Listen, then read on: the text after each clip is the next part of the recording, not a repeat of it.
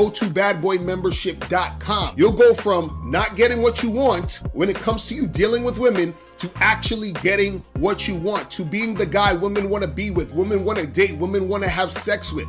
All you need to do is go to badboymembership.com. And if you're looking for him and he come here, yeah, don't worry about it. We got you, dog. St. Louis, all that. Atlanta, Nashville, any motherfucking where we want it. LA, yeah. Shit. So we want to talk about the shit. Never. Fuck talking about this shit. when the shit happened with Big Fella, with Big Cuz, we wasn't saying nothing about that shit. That was the radio station talking about it. Yeah. We never brought that shit up, and every time they asked something, we said that ain't none of your motherfucking business. Mm-hmm. That's a fact. The way they worded that Hip Hop Uncovered documentary made it seem like some things took place that didn't take place either. Like they made that shit about something that it wasn't even the fuck about between me and homie. You know what I mean? So it's like, damn, they did it in my fucking face. It's that I don't have control of the edit, but if I'd have had my way, that story wouldn't have been told like that. If you was gonna try to tell the story, I'd have told it the way it really go. How'd they mess it up?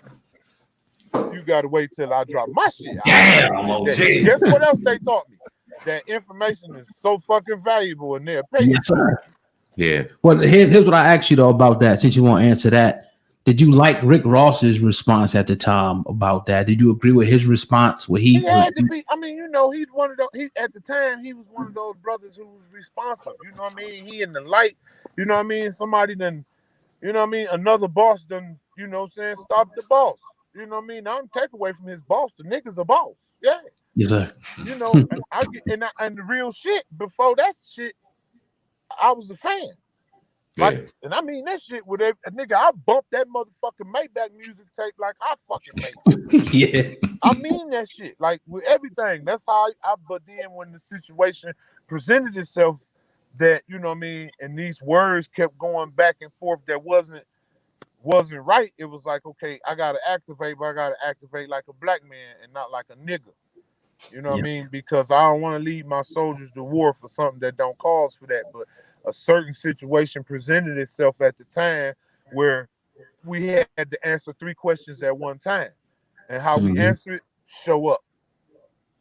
That's how we answered it. We showed up and we commanded control over the entire situation, no matter how many police was there, no matter how many bodyguards, no matter how many guns, no matter how many, none of that shit.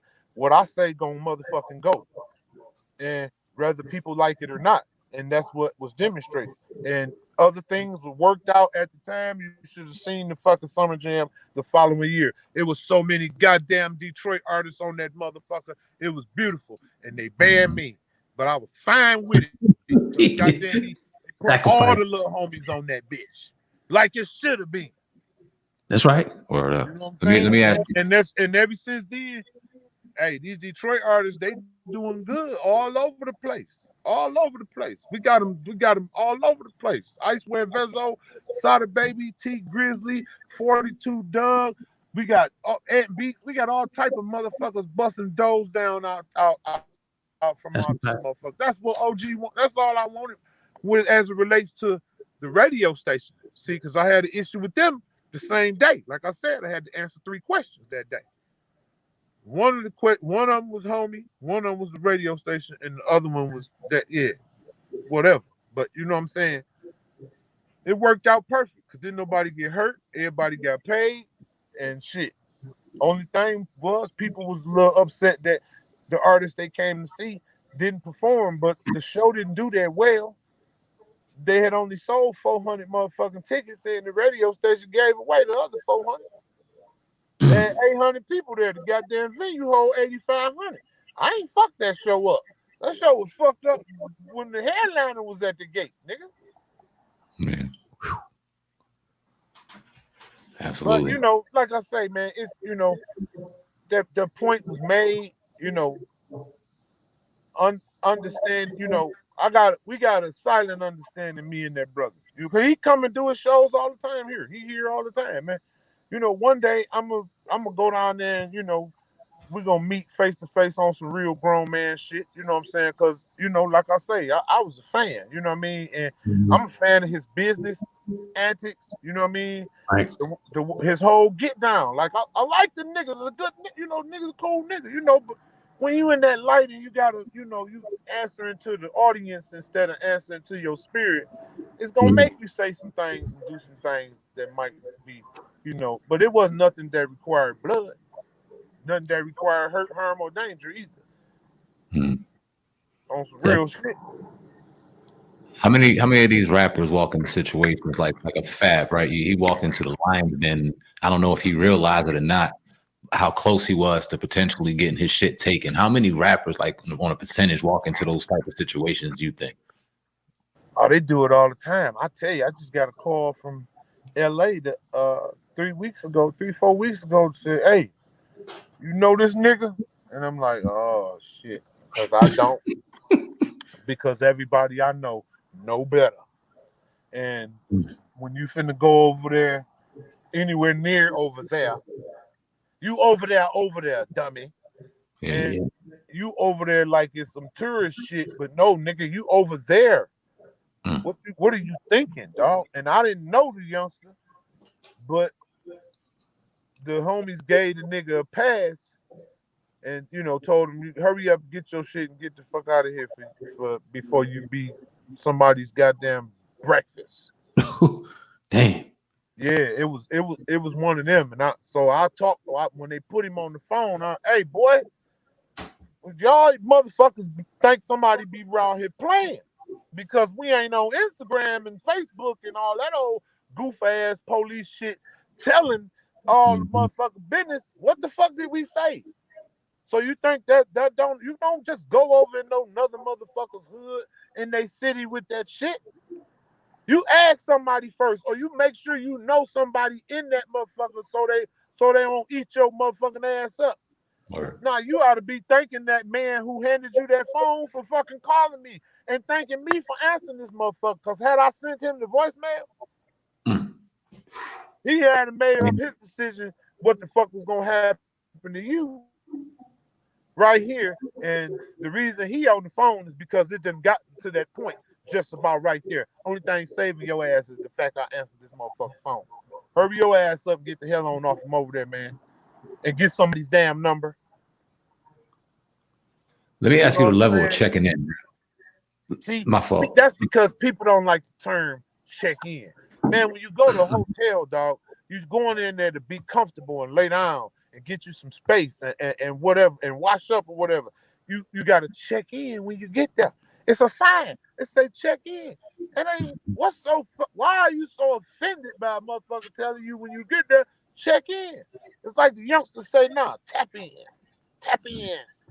You tap into the universe. You can tap into your spirit. You can check in with yourself.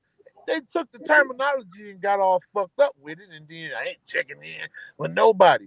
Well, I wouldn't want to go no motherfucker where if I couldn't fucking check in with nobody. Cause now I'm on stranger land by Mm-hmm. my motherfucking self. I need to know who around this motherfucker doing what, who, where they at, where they eating at, where all that shit at, where the best weed at. I'm over Mm-hmm. somebody's house. Everywhere I go in the fucking somebody's town, I'm over the people's house. Yeah, I go see all of the fucking tourist shit, but I'm over the motherfucking house. Cause I wanna know some people when I go some motherfucking where. You know what I'm saying? So what I'm Mhm. gonna do? I'm gonna get there, I'm gonna call them checking in. What's up, my baby? What's happening? Yes, sir. Where it at? I need a joint, nigga. They done whatever the fuck, dog. I need to go to the 8th Western Union or ride from the airport. And people can't wait to